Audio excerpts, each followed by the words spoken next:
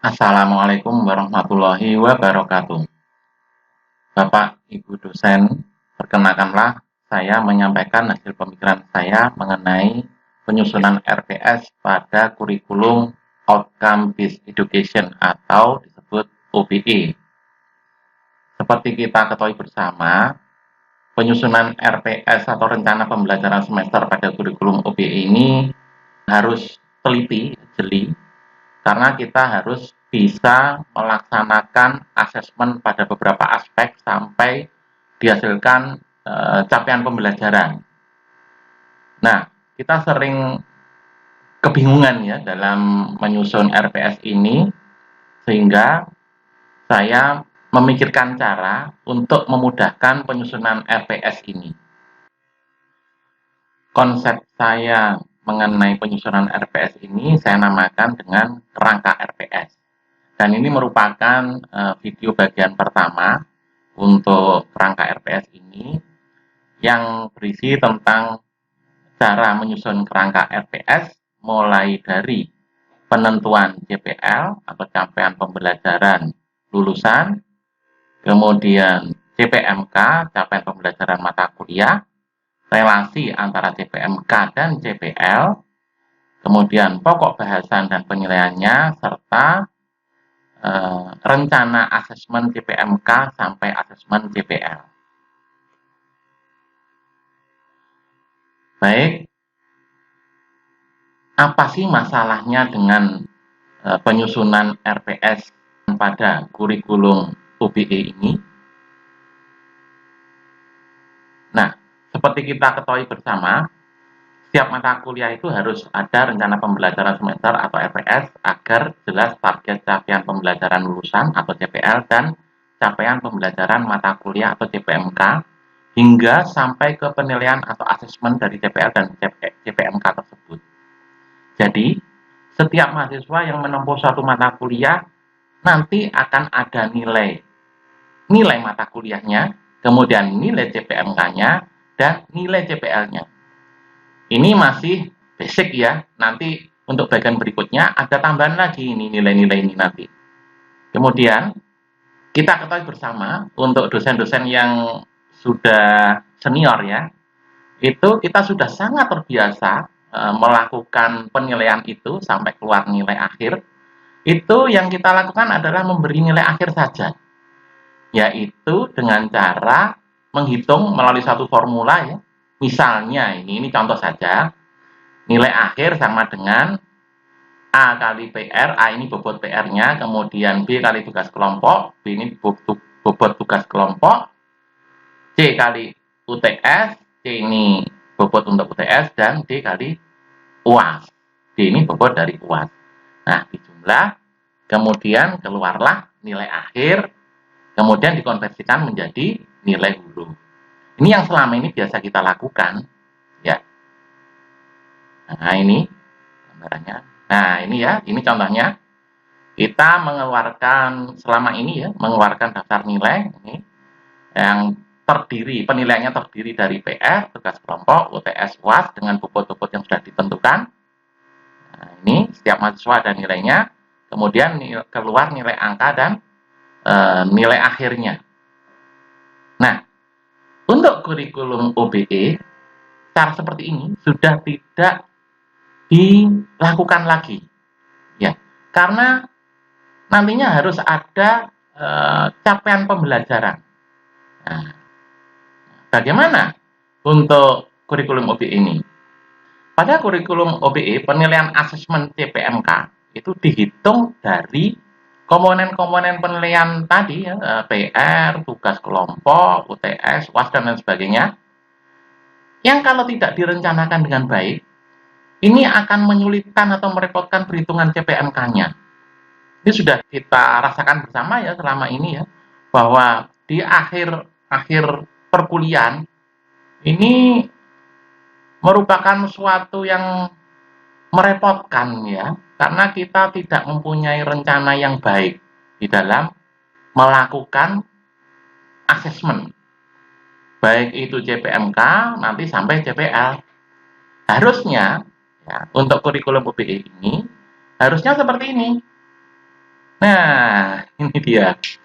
Ya, pertama seperti yang kita lakukan yang sudah-sudah ya, kita memberikan nilai PR, ya, ada PR1, PR2 dan seterusnya.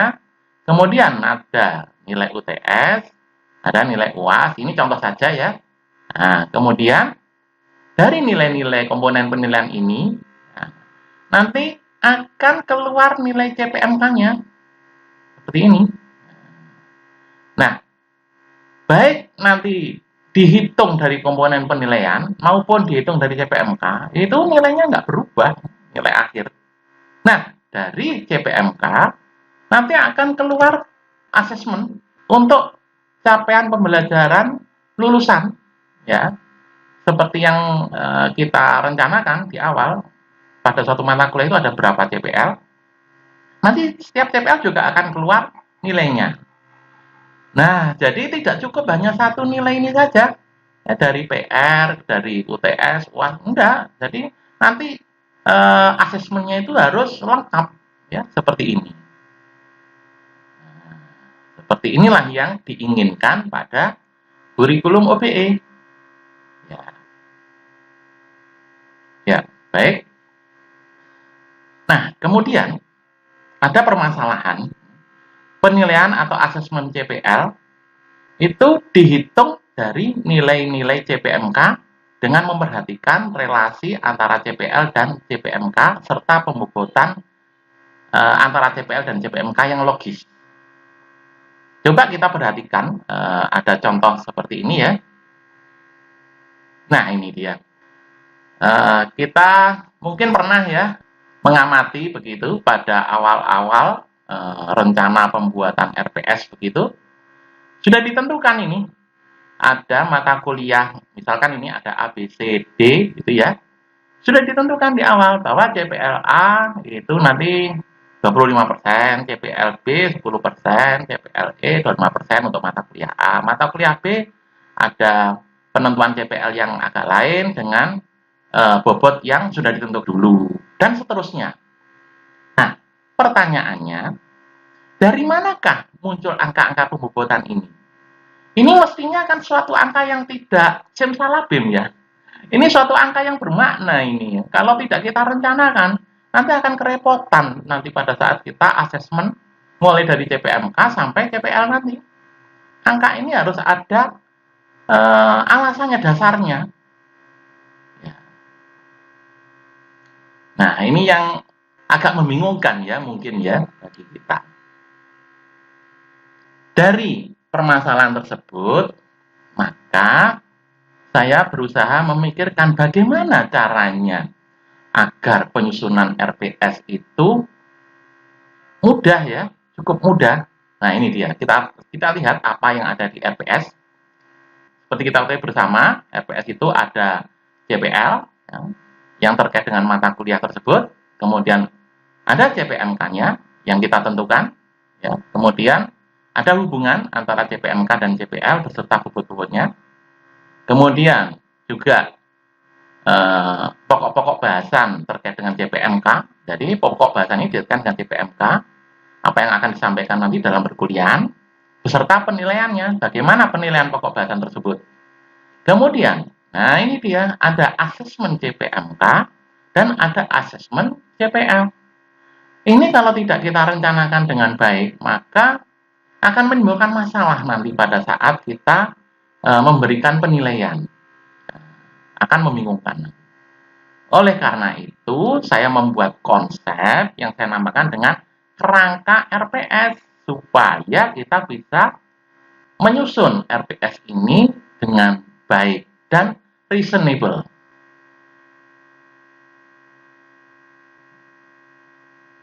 Ya. Jadi, coba kita perhatikan apa tujuannya dibuat atau disusun kerangka RPS terlebih dahulu. Nah, ini yang pertama, seperti yang saya sampaikan tadi, adalah RPS dapat disusun dengan baik dan reasonable. Atau bahasa lainnya itu masuk akal, atau logis, atau cengli gitu ya.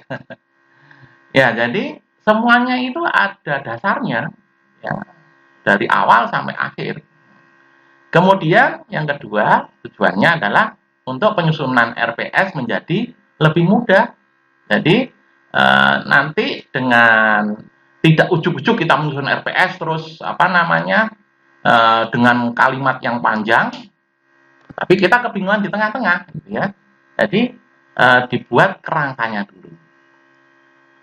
Kemudian sebagai dasar perhitungan bobot CPMK berdasarkan komponen nilai evaluasi yang diberikan. Seperti yang saya tunjukkan tadi bahwa CPMK itu juga dihitung dari komponen nilai evaluasi yang diberikan seperti PR, tugas, UTS, UAS atau praktikum dan sebagainya. Yang keempat, sebagai dasar perhitungan bobot CPL berdasarkan relasi antara CPMK dan CPL. Nah, dari sini nanti kita akan bisa membuat asesmen CPL-nya. Yang terakhir, sebagai dasar penilaian atau asesmen CPMK sampai CPL. Nah, ibaratnya kita lihat ya, manusia itu bisa mempunyai bentuk yang sempurna, yang bagus itu kan karena ada kerangkanya. Atau kita melihat bangunan, ini di background-nya ada bangunan ini. Supaya bangunan berdiri dan terbentuk dengan bagus, maka harus ada kerangkanya. Nah, pemikiran saya seperti itu kira-kira. Jadi agar RPS itu bisa terbentuk dengan baik, ya, maka kita membuat kerangkanya dulu, yang saya namakan dengan kerangka RPS. Bagaimana caranya kita menyusun kerangka RPS? Baik, kita perhatikan ya. Langkah-langkahnya atau istilahnya algoritma ya, algoritma menyusun kerangka RPS. Yang pertama, kita harus menentukan CPL yang terkait mata kuliah. Jadi dari daftar CPL yang sudah ada di kurikulum kita, seperti ini, misalkan contohnya. Nah, ini adalah contoh CPL yang dipunyai ya. Ada 10 item, mulai dari A sampai J.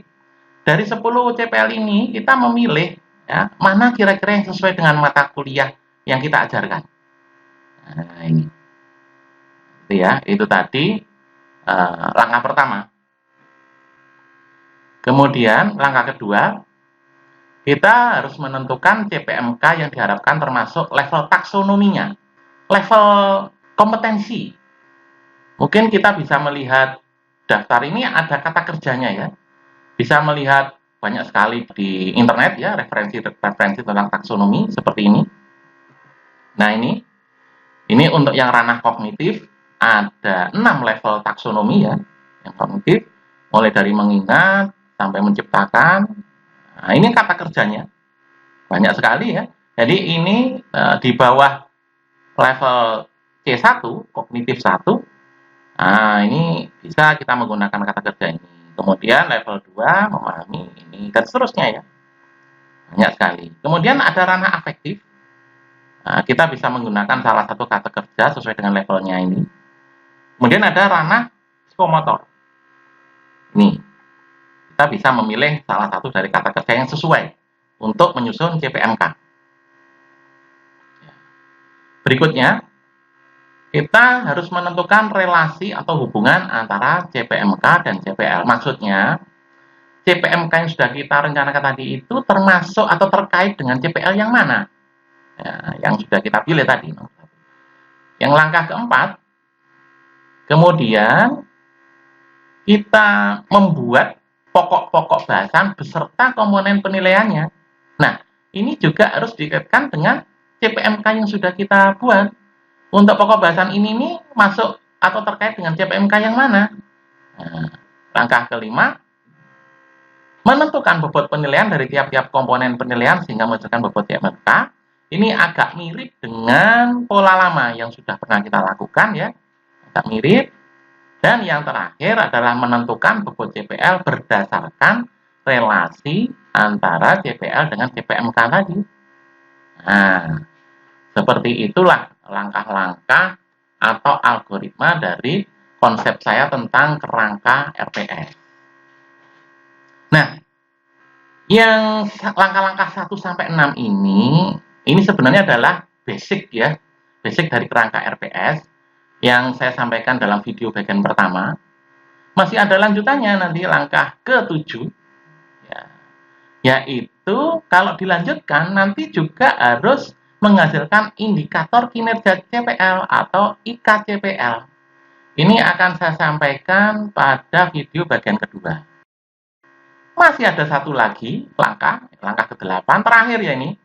Kita masih ingat sebelum kurikulum OBE, kita pernah menerapkan kurikulum berbasis KKNI yang berlaku kalau tidak salah di Indonesia ya ini ya. Nah sampai saat ini rasanya belum dihapuskan ya KKNI ini. Pertanyaannya, bagaimana kita mengasesmen apakah mahasiswa itu sudah mencapai ya, kompetensi sesuai dengan KKNI. Nah, dari kerangka RPS yang saya konsep ini nanti akan bisa juga sampai di sini. Jadi membuat asesmen tentang pencapaian capaian pembelajaran KKNI ini. Ini akan saya sampaikan pada video bagian ketiga. Ya, jadi ada bagian-bagiannya nanti. Nah, baik, mari kita masuk ke contoh ya dari konsep saya tadi ya, langkah-langkah atau algoritma kerangka RPS. Ini saya menggunakan kerangka RPS saya sendiri, yaitu untuk mata kuliah manajemen proyek. Yang pertama, langkah pertama, yaitu menentukan CPL yang terkait dengan mata kuliah. Dari 10 CPL tadi yang kita miliki ya pada suatu program studi gitu, ya, kita pilih ini yang kira-kira yang terkait dengan mata kuliah. Dalam hal ini manajemen proyek ya. Apa saja? Kebetulan saya memilih ada 5 CPL, ya, yaitu CPL A, D, E, G, dan H. Nah, seperti ini ya. Ini kata-kata kunci yang saya build ini. Nah, kira-kira seperti ini untuk mata kuliah manajemen proyek. Saya memilih CPLH yang ada kata kunci bekerja sama karena nanti pada mata kuliah ini ada tugas kelompok ya yang dikerjakan bersama secara bersama-sama nanti. Nah, sehingga CPLH ini saya ikutkan di dalam mata kuliah manajemen proyek ini. Sudah? Langkah pertama sudah ya, kita tentukan CPL yang terkait dengan mata kuliah tersebut. Ada 5 contohnya. Langkah kedua, kita menyusun CPMK, capaian pembelajaran mata kuliah. Sesuai dengan apa yang akan kita sampaikan pada mata kuliah tersebut, maka kita usahakan menyusun dalam susunan kalimat ya, yang menunjukkan tingkat pemahaman yang diharapkan dari mahasiswa. Ya. Nah, tingkat pemahaman atau tingkat kompetensi itu bisa kita lihat di taksonomi yang tadi ya, di daftar taksonomi tadi. Nah, kita bisa menentukan levelnya ini. Contohnya ini, CPMK 1. CPMK 1 itu masih umum ini sifatnya, yaitu harapannya mahasiswa dapat memahami prinsip-prinsip manajemen yang digunakan dalam rekonstruksi. Ini tentang teori manajemen, tentang organisasi, tentang perkembangan proyek, dan sebagainya. Ya, ini masih teori ya. Jadi level yang diharapkan untuk CPMK 1 adalah memahami C2. Ini kata kerjanya memahami. Kemudian CPMK 2 ini tentang topik penyusunan RAB. Ya. Nah, intinya begitu ya. Kita buat kalimatnya yang ada kata kerjanya yang levelnya ini menerapkan C3. Nah, kata kerja ini menerapkan ini kita bisa cari tadi di daftar tadi ya. Itu ada menghitung. Coba kita lihat ini. Nah, di sini ranah kognitif yang level C3 menerapkan ini ada kata menghitung, kata kerja menghitung. Jadi ini ada di level C3 menerapkan ya. Ya, berikutnya CPMK 3 yaitu tentang penjadwalan. Ini saya menggunakan kata kerja menyusun. Nah, di dalam level taksonomi, kata kerja menyusun itu juga termasuk level C3 menerapkan. CPMK 4 mengenai penyusunan dan penggunaan kurva S itu juga menggunakan kata kerja ini, menggunakan levelnya adalah C3 juga. Kemudian CPMK 5. CPMK 5 sama juga dengan sebelumnya, yaitu menggunakan kata kerja menyusun. Kalau dilihat di level taksonomi, itu juga termasuk level C3 atau menerapkan. Nah, mulai dari CPMK 2 sampai dengan CPMK 4 sebenarnya ini kan materi-materi yang akan diberikan tugas kelompok. Dalam hal ini nanti mahasiswa harus dapat bekerja sama dan menyatakan pendapatnya tentang perhitungan RAB, penyusunan penjadwalan, dan penyusunan dan penggunaan kurva S. Sehingga selain ranah kognitif, saya juga menyertakan ranah afektif ya dengan level A3, yaitu menyatakan pendapat. Bisa dilihat di level taksonomi tadi. Nah, untuk CPMK 4 saya juga menyertakan ranah afektif dengan level A3 itu karena untuk keperluan penyusunan laporan maka diperlukan juga kerjasama untuk mendapatkan informasi tentang perkembangan proyek. Jadi mulai dari CPMK 2 sampai dengan CPMK 5 itu selain ranah kognitif dengan level 3 juga digunakan ranah afektif dengan level 3, C3 dan A3. Langkah ketiga berikutnya yaitu menentukan hubungan antara CPMK dan CPL. Seperti yang sudah saya sampaikan tadi, untuk mata kuliah manajemen proyek ini saya menentukan ada 5 CPL ya, CPL A, CPL D, CPL E, CPL G, dan CPL H. Kemudian ada 5 CPMK juga, mulai dari CPMK 1, CPMK 2, 3, 4, 5. Nah, antara CPMK dan CPL ini kita tentukan keterkaitannya. Ya, contohnya ini CPLA ini tentang kata kuncinya ya pengetahuan matematika. Nah, mana CPMK yang menggunakan pengetahuan matematika? Kalau menurut saya ini ya, mulai dari CPMK 2 tentang RAB, kemudian penjadwalan dan penyusunan kurva S. Ya. Nah, ini terkait dengan CPLA. Sedangkan untuk CPLD, yaitu tentang kemampuan mengidentifikasi dan menganalisis, ini kalau menurut saya ada di semua CPMK ini keterkaitannya. Mulai dari teori, kemudian penyusunan RAB, penjadwalan, kurva S, dan laporan proyek. Ini semuanya terkait. Untuk CPLE, yang hubungannya dengan menerapkan metode, ini kalau menurut saya mirip dengan CPLA ya, jadi penerapan metode tertentu. Nah, ini hubungannya dengan penyusunan RAB, penjadwalan, dan penyusunan kurva S. Sementara yang teori sama laporan proyek itu relatif tidak terkait ya dengan CPLE. CPLG itu terkait dengan pemberian tugas. Dalam hal ini tugas kelompok ya. Seperti yang saya sampaikan tadi, tugas kelompok ini terkait dengan CPMK 2, 3, 4. Sementara laporan proyek ini juga ada keterkaitan ya. Jadi tidak bisa bekerja sendiri ini kalau membuat laporan proyek.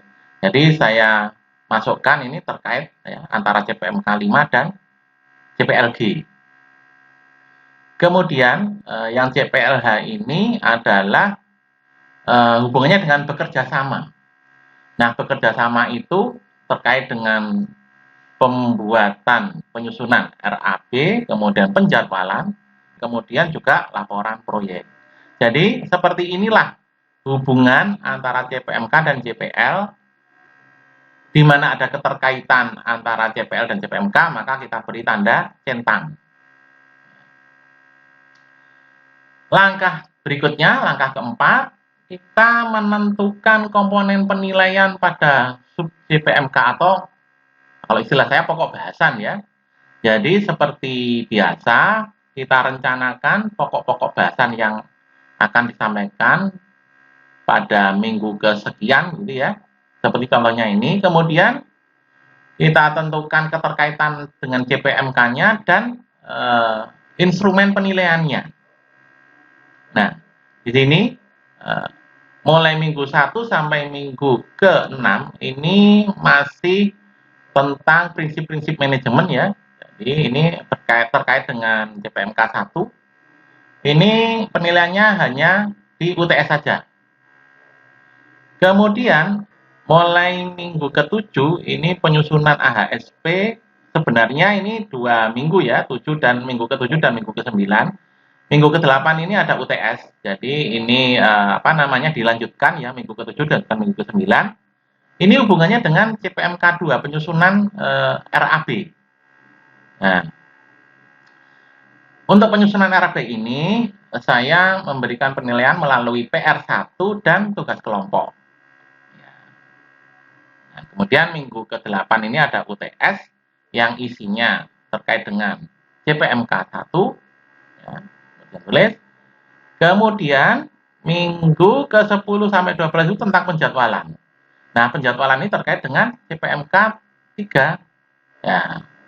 Nanti akan diberikan PR2, kemudian juga ada tugas kelompok tentang penjadwalan dan juga diberikan UAS nanti. Kemudian minggu 13-14 tentang kurva S dan tracking, ini terkait dengan CPMK 4. Nanti akan diberikan PR3, ada juga tugas kelompok dan UAS. Kemudian minggu ke-15 ini laporan proyek, ini hanya terkait dengan CPMK 5 dan penilaiannya hanya pada PR4 saja. Minggu ke-16 ada UAS. Nah, UAS ini tadi ya, ada 2 materi yang akan diberikan di sana di UAS itu, yaitu tentang penjadwalan dan tentang kurva S dan tracking. Jadi ada CPMK 3 dan CPMK 4. Jadi prinsipnya dari pokok-pokok bahasan ini kita harus bisa menentukan CPMK yang terkait dan instrumen penilaiannya. Nah, begini ya. Ya, dicentang-centang saja mana yang terkait. Kemudian dilanjutkan ke langkah kelima. Langkah kelima ini adalah memberikan bobot dari tiap-tiap komponen penilaian. Pada prinsipnya, langkah kelima ini konsepnya mirip dengan pola lama, seperti yang sudah biasa kita lakukan ya. Kalau kita memberikan nilai akhir, itu biasanya kan kita berikan bobot pada tiap-tiap komponen penilaian ini. Nah, biasanya saya memberikan bobot dibagi rata antara PR, tugas kelompok, UTS, dan UAS. Nah, jadi ada PR1 sampai PR4 ini, kalau saya gabung ya, PR1 sampai PR4 ini bobotnya 25%. Kemudian tugas kelompok ini 25%, UTS 25%, UAS 25%. Ini untuk memudahkan saja, jadi kita tulis di bawah, ini adalah pembagian bobot pada komponen penilaian untuk evaluasi mata kuliah tersebut. Kemudian kita mempunyai CPMK 1 sampai 5. Nah, seperti tadi tabel yang sudah dicentang-centang tadi itu, CPMK 1 itu penilaiannya melalui UTS. CPMK 2 itu ada PR1 dan tugas kelompok. CPMK 3 tentang penjadwalan itu ada PR2 dan tugas kelompok. Kemudian juga ada soal UAS-nya. Kemudian penyusunan kurva S itu ada PR3, tugas kelompok, dan UAS juga. Dan CPMK 5 ini hanya diberikan penilaian pada PR4. Nah, setelah kita merencanakan pembobotan secara umum ini ya, PR 25%, tugas kelompok 25%, UTS 25%, UAS 25%, maka berdasarkan penempatan ini tadi ya, centang-centang tadi itu, kita bisa menghitung 25% kalau didistribusikan ke PR-PR ini dapatnya berapa? Sebenarnya yang paling gampang itu kan dibagi rata, tetapi kalau 25 dibagi 4 itu kan ada angka yang tidak bulat ya, maka untuk memudahkan, di antara PR1 dan PR4 ini, mana kira-kira prioritas yang lebih tinggi? Ya, kalau menurut saya, untuk yang penyusunan RAB ini relatif banyak ya upaya yang harus dilakukan, ya, ada perhitungan, ya, perhitungan ASP, perhitungan volume, dan sebagainya, maka ini lebih tinggi bobotnya. Ya. Untuk PR 2, 3, 4 saya berikan bobot yang sama, sehingga PR1 bobotnya 10%, PR2 5%, PR3 5%, PR4 5%, totalnya adalah 25%, persis seperti yang biasa kita lakukan ini, PR 25%. Ini contoh saja ya, contoh saja. Kemudian tugas kelompok. Tugas kelompok ini ada CPMK 2, 3, 4. Nah, ini targetnya adalah 25% ini. Nah, 25% ini bagaimana pembagiannya pada CPMK 2, 3, 4 ini? Kita lihat ada 3 komponen ya penilaian CPMK 2, 3, 4. Maka mana di antara 3 ini yang prioritasnya lebih tinggi? Kalau menurut saya antara RAB dan penjadwalan ini lebih tinggi ya dibanding dengan penyusunan kurva S, sehingga 2 CPMK ini, CPMK 2 dan 3 ini saya beri bobot lebih tinggi, 10%, 10%, untuk yang CPMK 4, 5%, sehingga totalnya 25%, ketemu. Ya. UTS ini hanya terkait dengan CPMK 1, bobot yang diberikan ada 25%, sehingga satu-satunya ini ya kita masukkan 25%. Untuk UAS, ini terkait dengan CPMK 3 dan 4, dengan bobot totalnya 25%, maka seperti tadi, di antara CPMK 3 dan 4 ini, mana yang prioritas? Ya, kalau menurut saya, lebih tinggi prioritas penjadwalan dibanding dengan penyusunan kurva S. Sehingga saya berikan CPMK 3 ini 15% dan CPMK 4 10%, totalnya adalah 25%.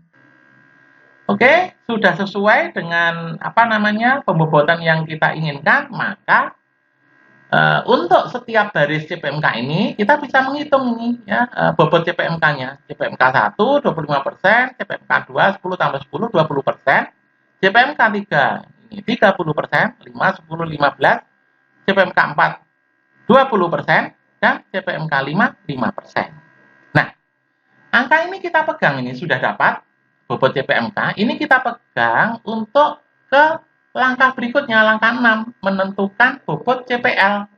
Ya. Ini langkah ke-6.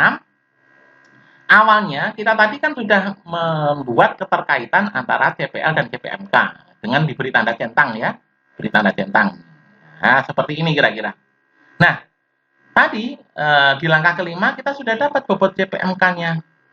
Nah, prinsipnya kita harus mendapatkan yang tanda centang ini ya, itu totalnya adalah seperti yang sudah didapatkan tadi, bobot CPMK tadi. Ya. Contoh, CPMK 1. CPMK 1 itu hanya terkait dengan CPLD. Nah, di sini targetnya 25%, maka langsung aja kita beri 25%. Ya. Kemudian CPMK 2. Itu ada keterkaitan semua CPL ini. Nah, untuk cara mudahnya, kita bisa membagi rata ya. 20% ini dibagi 5 CPL, jadi 4, 4, 4, 4. Namun kita juga boleh ya, memberikan prioritas lebih tinggi pada suatu CPL. Ya.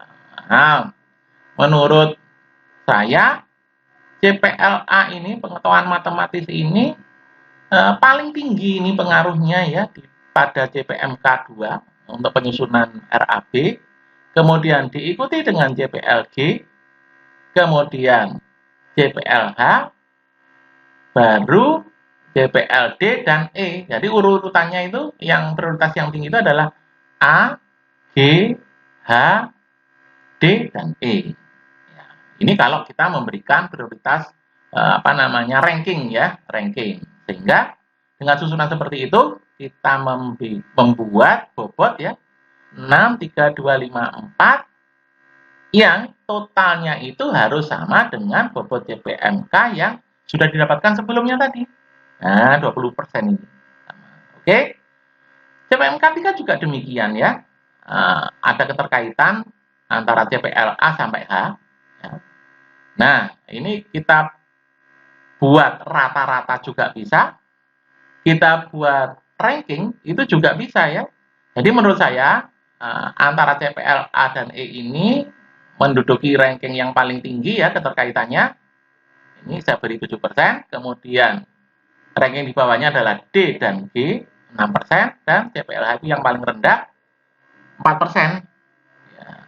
Jadi totalnya 30% sama dengan bobot CPMK yang sudah didapatkan sebelumnya. CPMK 4 sama ya, antara ADEG, mana yang lebih tinggi, A dan G kita beri lebih tinggi, kemudian yang DE diberi lebih rendah prioritasnya. Di total harus sama dengan bobot CPMK yang didapatkan sebelumnya. Terakhir CPMK 5, ini 5% ya. Dari 5% ini yang terkait adalah CPLD GH. Mana yang lebih tinggi? Menurut saya G dan H diberi lebih tinggi, dua-dua, kemudian yang itu yang lebih rendah. Sehingga totalnya adalah 5%. Nah, dari sini kita bisa menghitung bobot CPLA ini ya.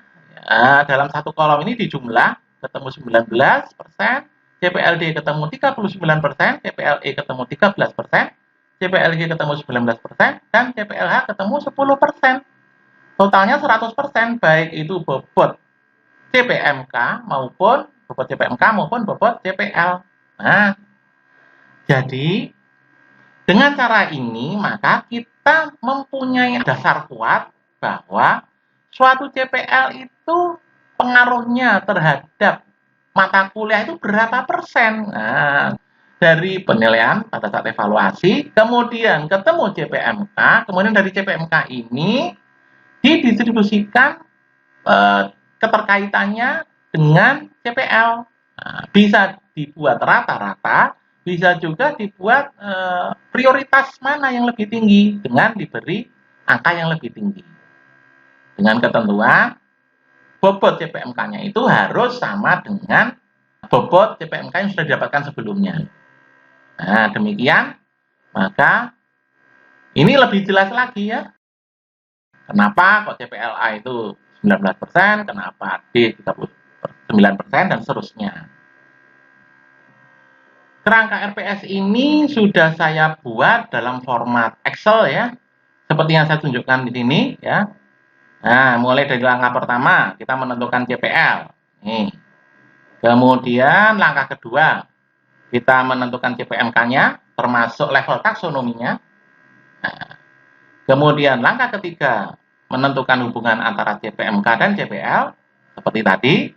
Langkah keempat menentukan komponen penilaian pada pokok-pokok bahasan. Nah, ini. Nah, seperti ini ya. Kemudian langkah kelima menentukan bobot penilaian ya. Dari tiap-tiap komponen penilaian tadi, ya, ada PR1, PR2, PR3, PR4, tugas kelompok, UTS UAS ya. Seperti tadi. Nah, kemudian didapatkan diperoleh bobot CPMK. Nah, ini ya. Kemudian dari bobot CPMK tadi itu kita linkkan ya. Nah, di sini. Nanti CPMK 1 itu harus dapat 25%, CPMK 2 20%, CPMK 3 30%, CPMK 4 20%, CPMK 5 5%, Maka berdasarkan keterkaitan antara CPMK dan CPL, nah ini, maka kita tentukan bobot-bobot CPL-nya yang terkait dengan CPMK seperti tadi. Ini sudah dalam bentuk format Excel. Baik, terakhir saya akan menyampaikan saran terkait dengan penyusunan RPS. Menurut saya ya, penyusunan kerangka RPS ini sebaiknya melibatkan semua dosen pengampu dari suatu mata kuliah. Karena seperti kita ketahui bersama ya, seringkali suatu mata kuliah itu diampu lebih dari satu dosen. Sehingga ya alangkah baiknya kalau dibahas bersama, menentukan CPL-nya, menentukan CPMK-nya, dan yang paling penting adalah komponen-komponen penilaiannya, ya, komponen penilaiannya serta bobotnya. Sehingga semuanya nanti memahami. Nah, dari pemahaman tersebut akhirnya dapat seragam melakukan asesmen mulai dari komponen penilaian pada saat evaluasi sampai dengan asesmen CPMK dan CPL, dan nanti masih berlanjut terus nanti. Ya. Jadi itulah pentingnya pemahaman bersama dalam penyusunan RPS yang didahului oleh kerangka RPS. Kedua, ini semakin sedikit CPL dan CPMK yang digunakan, akan semakin mudah asesmennya.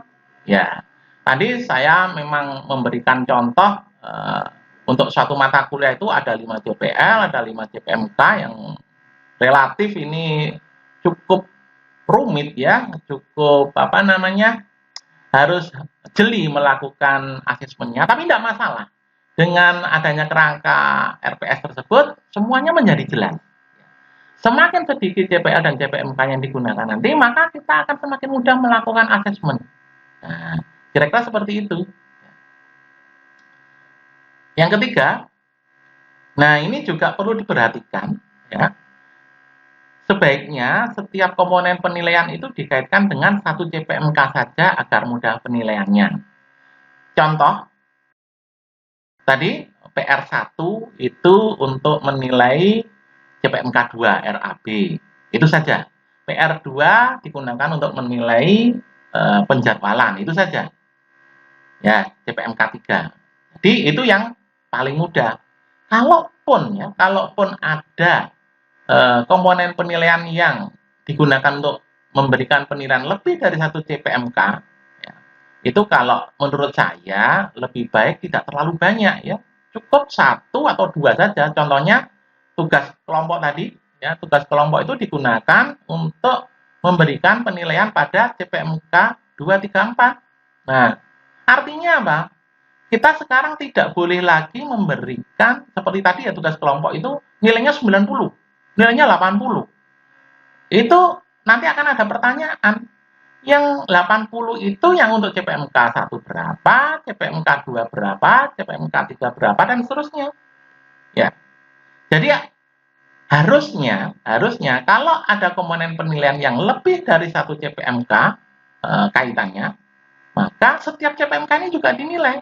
Jadi nanti tugas kelompok itu ada nilai untuk RAB berapa, nilai untuk penjadwalan berapa, dan nilai untuk kurva S berapa. Nah, seperti itu harusnya. Demikian juga dengan UAS tadi. UAS itu soalnya ada yang tentang penjadwalan dan tentang kurva S. Nanti waktu menilai itu akan keluar 2 nilai. Nilai untuk penjadwalan itu terkait dengan CPMK 3 dan nilai untuk kurva S terkait dengan CPMK 4. Nah, seperti itu nanti. Sehingga kita bisa menghitung asesmen secara lengkap nanti ya untuk langkah-langkah selanjutnya. Nah, ini tadi ya. Kalau ada komponen penilaian yang dikaitkan lebih dari satu CPMK, ya sebaiknya sedikit saja ya. Kalau bisa 1 maksimum 2 ya. Karena kalau semakin banyak semakin repot nanti memberikan penilaian nanti. Itu saran dari saya ya. Ya, demikian konsep kerangka RPS yang saya susun untuk memudahkan penyusunan RPS. Semoga bermanfaat bagi kita semua. Saya akhiri untuk video ini. Assalamualaikum warahmatullahi wabarakatuh.